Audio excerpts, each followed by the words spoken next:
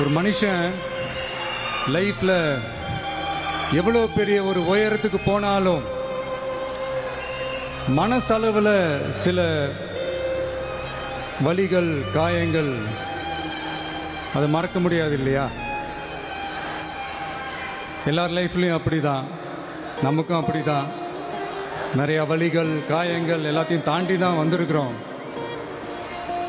ஆனால் எல்லாத்தையும் விட ரொம்ப ஜாஸ்தியான அந்த வலியும் அந்த காயமும் எனக்கு அந்த கரூர் சம்பவம் தான்.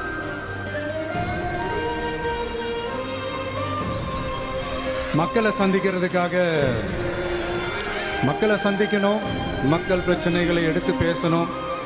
அதுக்காக தான் அந்த மக்கள் சந்திப்பு பயணத்தை தொடங்கி திருச்சி, அரியலூர், நாகப்பட்டினம், திருவாரூர், நாமக்கல், கரூர் அப்படின்னு சொல்லிட்டு போயிட்டு இருந்தோம். அரியலூரில் அந்த மீட்டிங் முடிச்சுட்டு பெரம்பலூர் போகிறதுக்கு முன்னாடி அந்த பெரம்பலூர் போலீஸ் எங்களை அலர்ட் பண்ணாங்க. சரிங்க, கூட்டம் கொஞ்சம் ஜாஸ்தியாக இருக்குது, லேட் ஆகிடுச்சு, வராதிங்க அப்படின்ட்டு. So we had no choice. Police சொன்னால் நம்ம அதை ஒபே பண்ணி தானே ஆகணும். அதே நேரத்தில் பெரம்பலூர் மக்களோட அந்த சேஃப்டியும் மைண்டில் எடுத்துக்கிட்டு ஒரு மன வலியோடவே திரும்ப போயிட்டோம். அதுக்கப்புறம் பெரம்பலூர் தொகுதி மக்களுக்கு மன்னிப்பும் கேட்டோம். அதே மாதிரி நாமக்கல் அந்த மீட்டிங் முடிச்சுட்டு கரூர் வரும்போது அந்த கரூர் போலீஸ் எங்களை அலர்ட் பண்ணியிருக்கலாம்ல.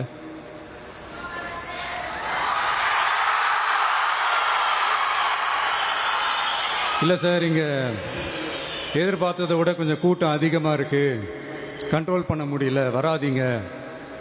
அண்ட் போலீஸ் நினைச்சா அவங்க அந்த மீட்டிங்கே கேன்சல் பண்ணலாம். ஏதோ தப்பா இருக்கு, ஏதோ தப்பா தோணுது அப்படின்னு நினைச்சிட்டாலே they have all the rights to cancel the meeting. எங்ககிட்ட கேட்கணும்லாம் ஒன்றும் அவசியமே கிடையாது.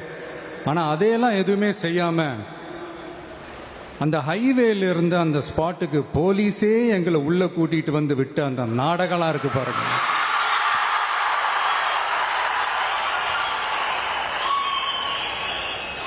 நம்பிட்டேங்க, முழுசா நம்பிட்டேன் அன்னைக்கு இருந்த அந்த கரூர் போலீஸ்.